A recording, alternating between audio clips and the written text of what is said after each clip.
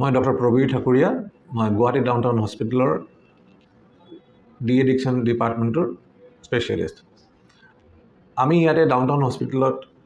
বিভিন্ন ধৰণৰ ৰোগী, বিশেষকৈ নিচাসক্ত যিবিলাক ৰোগী থাকে, যেনে মদৰ কাৰণেই হওক, হেৰইনৰ কাৰণেই হওক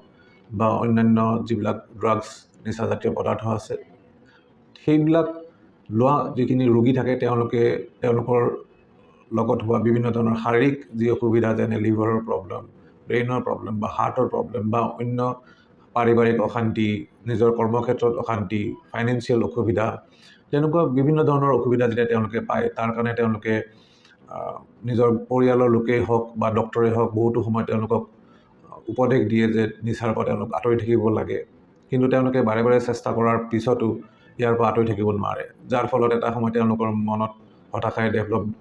হতাশা হয়। আৰু যেতিয়া তেওঁলোকে এই নিচাজাতীয় পদাৰ্থৰ পৰা দূৰত থাকিব চেষ্টা কৰিও নোৱাৰে, তাৰ ফলত এই নিচাজাতীয় পদাৰ্থবিলাকৰ যিবিলাক অসুবিধা, এইবিলাকৰ সমস্যা তেওঁলোকে আৰু বেছিকৈ ভুগি থাকে। এটা সময়ত কিছুমানে মানুহে যেতিয়া গম পায় যে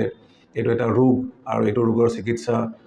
কৰা যায়, তেতিয়া তেওঁলোক যেতিয়া আমাৰ ইয়ালৈ আহে, আমি তেওঁলোকক বিভিন্ন ধৰণে ইয়াতে তেওঁলোকৰ চিকিৎসা কৰাৰ কাৰণে চেষ্টা কৰোঁ। প্ৰায়ভাগ ক্ষেত্ৰত নিচা এটা ৰোগ, যিটো ক্ৰনিক ৰিলেপ্সিং ডিজিজ। এইটো বেমাৰ চিকিৎসা কৰাৰ সময়ত অকল ঔষধ নহয়, ইয়াৰ লগত আনুষংগিক বহুতো ধৰণৰ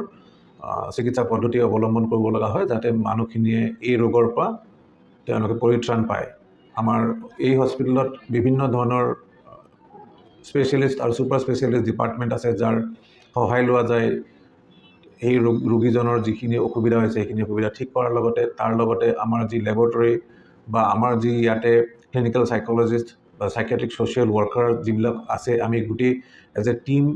কাম কৰি পেলাই এই মানুহগৰাকীক নিজৰ বেমাৰৰ পৰা ওলাই অহাৰ ক্ষেত্ৰত বিভিন্ন ধৰণে